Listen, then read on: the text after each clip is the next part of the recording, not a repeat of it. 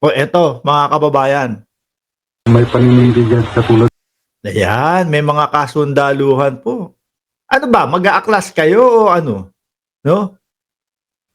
Alam natin mga boss chief amo sir, kapag ka pulis o kapag ka nasa serbisyo ka, kailangan non-partisan ka. Di ba? Wala kang kinakampihan. Ang kakampihan mo, yung batas. Ang kakampihan mo, yung Republika ng Pilipinas. Di ba? Mga kababayan, ewan ko lang kung mapapatawag itong mga yung mga ganitong kasundaluhan. Pakinggan ho natin mga boss. Sana ho maintindihan ng mga kababayan natin na Ito naiintindihan po natin na talagang meron silang sinusuportahan, pero kapag yung pagdating na ho sa kailangan ipatupad ang batas, mga kababayan, kailangan ipatupad yan. hindi ho lahat ng sundalo hawak sa lead ni President Marcos. Walang hawak ang presidente. Mismo nanggaling po kay General Bronner, wala silang kinikilingan. Hindi sila kumikiling sa Duterte, hindi sila kumikiling sa Marcos. Nakakiling sila sa Republika ng Pilipinas. Ano? Nandoon yun. Sana pwedeng umalis sa serbisyo kung talagang merong di ba? Kung talagang hindi kaya na non-partisan. Kami may mga sundalo rin na may paninindigan sa tulad ko. Kaya kong patunayan na kay Tatay Digong lang ako. Handa akong magretiro. Yeah, kailangan. Tingin ko kailangan ho, mga kababayan. Ano? Agad-agad na, sir. Tingin ko. Kasi, eto kakalat ho ito, mga boss chief amo, sir. Kakalat ho ito, mga kababayan. Kung nakikita nyo po, mga bossing, may video sa gitna, tapos may picture niya, di ba? Dito sa kaliwa. Iba po yan. Tapos, eto namang isa, yung nagsulat po nito, yung isa, ibang tao naman po yan, ha? Kumbaga, magkaiba po yan. Magkaibang tao, eto, pulis tong medyo may nakasulat, tapos yung nagsasalita, siya naman yung nasa picture. Umalis sa serbisyo para lang kay Tatay Digong. Solid.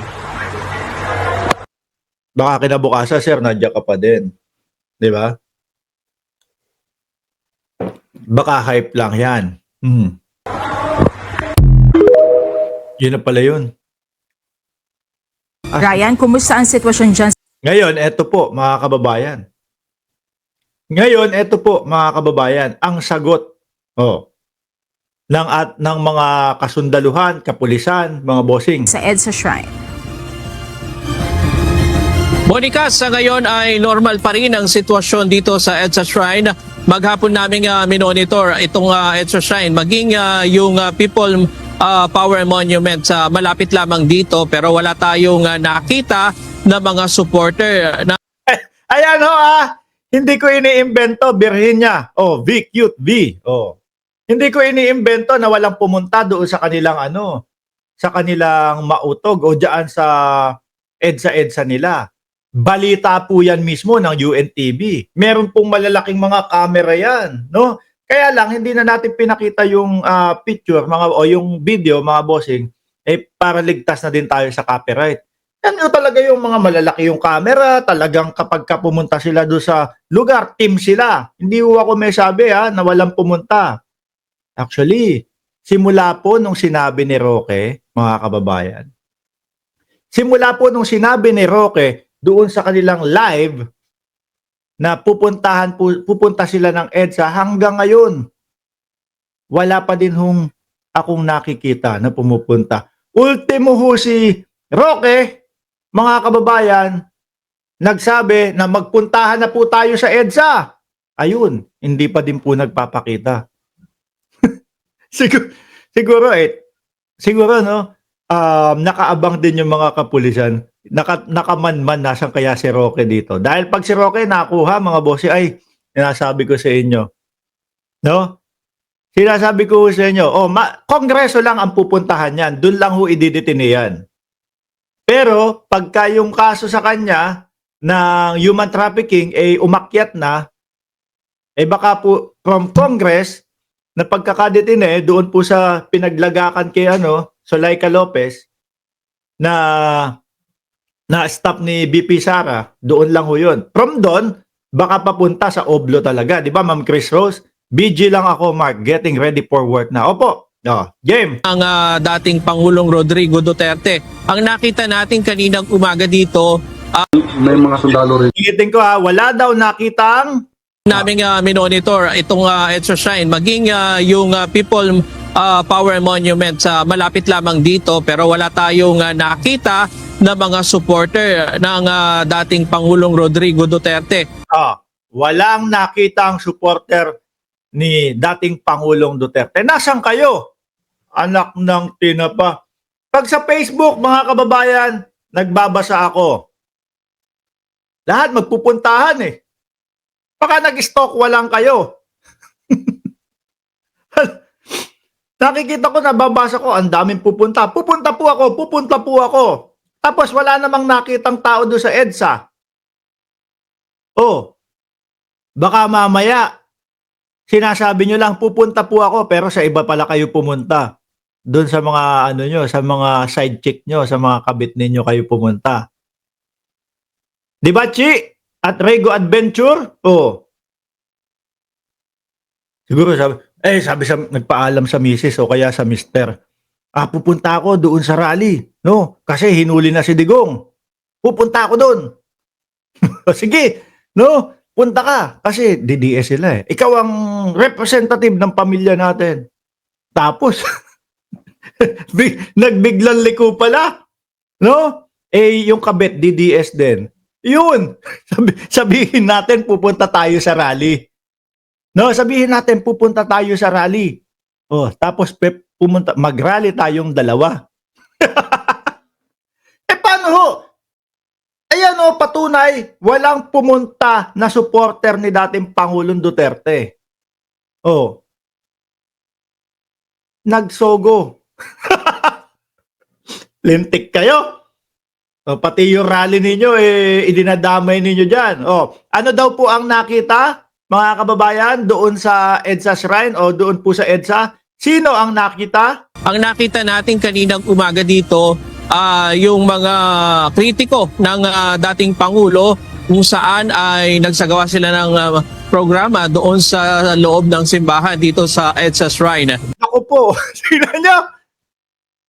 Yung mga kritiko pa ng dating Pangulong Duterte ang nandoon. Tatapatan kayo, walang takot, hindi natatakot, Siguro naisip nila, sabi nung mga sila Roque, pupunta sila sa rally. Take note mga bossing anong petsa na ngayon? 13 na. 11 nyo pa sinasabi. 11 nyo pa sinasabi, pupunta kayo.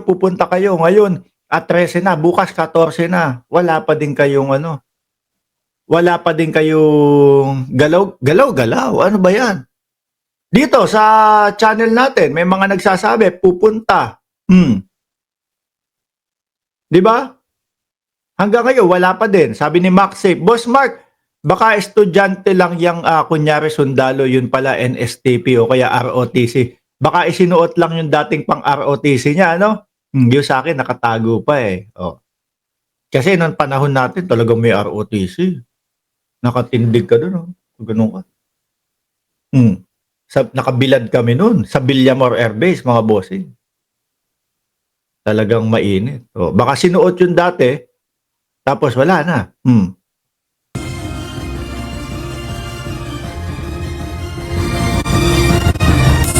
It's a waste of time.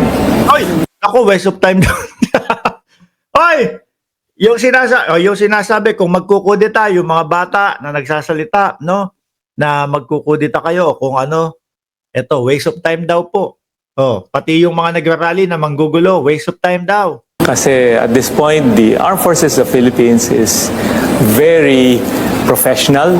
The Army is very professional and we follow the chain of command. Walang nakikita. Wala. Alam nyo, dati pa nila inuudyukan ito. Etong mga AFP, Armed Forces of the Philippines, hinihimok nila na makisali sa kanila. Pero naninindigan po yung ating mga kasundaluhan na loyal po sila sa Republika ng Pilipinas. Siyempre, pag sinabi mong ganyan, ayaw mo doon sa mga fake news. Ayaw mo doon sa mga naninira lang sa bayan. Ayaw mo yung mga nagpapabagsak lang ng gobyerno, di ba? Ang banta ng kudeta sa Philippine Army ayon kay Commanding General Lieutenant General Roy Galido kasunod ng ginawang pag-aresto kay dating Pangulong Rodrigo Duterte kahapon dahil sa kasong crime against humanity kung saan naglabas ng warrant of arrest ang International Criminal Court. And we focus more on why we exist.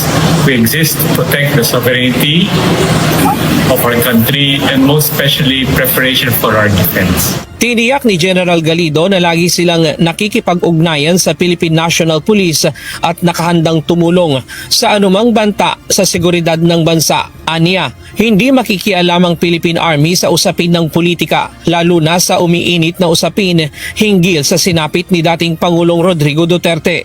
Nako, mukhang kailangan yun, yung mga pulis na parang lalaban yata sa gobyerno, kailangan yung mga ganyan masibak.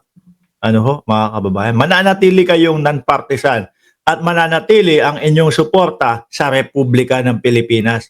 Wala kanino man. Yes. This is what we call cognitive warfare, and napaka-importante that we are always aware of the truth and the process that is being undertaken. Sa isang mensahe, sinabi ng tagapagsalita ng Sandataang Lakas ng Pilipinas, hindi nila saklaw ang pag-aresto sa dating Pangulo dahil ito ay usapin ng pagpapatupad ng batas. Tiniyak nito ang kahandaan ng Sandataang Lakas sa anumang banta at pinabulaanan ang mga espekulasyon ng kaguluhan o pagkilos ng militar na mananatili silang nakatuon sa pagpapanatili ng seguridad at kaayusan sa bansa. Hinikayat din ito ang publiko na maging mahinahon at igalang ang batas. Aniya, dapat bigyan ng halaga ang pagkakaisa at hayaan ng legal na proseso ang umiral. Samantala, Wala sa mga DDSO. Si Duterte yan matanda na. Hindi ho natin pwedeng idahilan, mga kababayan, yung matanda na yung tao. No? Kapag ka po may nalabag na batas, mga bossing, pag may nalabag na mga karapatang pantao, kailangan po nalitisin yan. Di ba? Kailangan po nalitisin yan.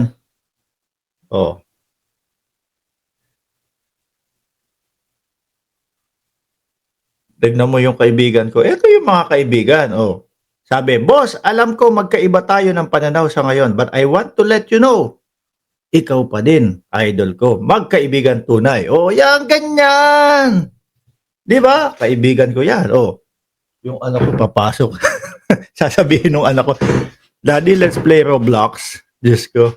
Ganyan, mga kababayan. Anyway, tuloy natin to. pinaigting ng PNP ang police visibility sa EDSA Shrine simula pa kahapon. Nagbabantay ngayon sa EDSA Shrine ang Eastern Police District at Quezon City Police District. Kahapon pa ng alas 11 ng umaga sila nagbabantay sa lugar. Sabi ni Boyet, si Digong iniputan na ni Mr. Depektibo. Mukhang alam ko yung sinasabi mo Anyway, into na natin to. At least na ipaliwanag na ho, mga bossing, no? It's a waste of time. Kung sino man ang magbabalak ng mga kudeta at kung ano-ano pa laban sa gobyerno. Ngayon, eto tayo. Roque, mga kababayan. Roque, alam ko naman favorite ninyo si Roque na kino-content natin Di ba? Oy, baka sabihin ninyo fake news ayan sige ayan sabi. Di ba? Yan ang mga tunay na pagkakaibigan, hindi yung Digong ka, ako BBM ako, sige mag-away tayo, di ba? They're now spreading fake news na nawawala na daw sa Hague si Pierre. Hoy, nakita nyo yung kung gaano kataas, di ba, sir? Check sand lines. Nakita nyo kung gaano kataas yung mga bakod ng ICC o sa Hague. Tapos ganyan yung papakalat nila. Sir, talagang mga bopols na lang po yung mga naniniwala dyan.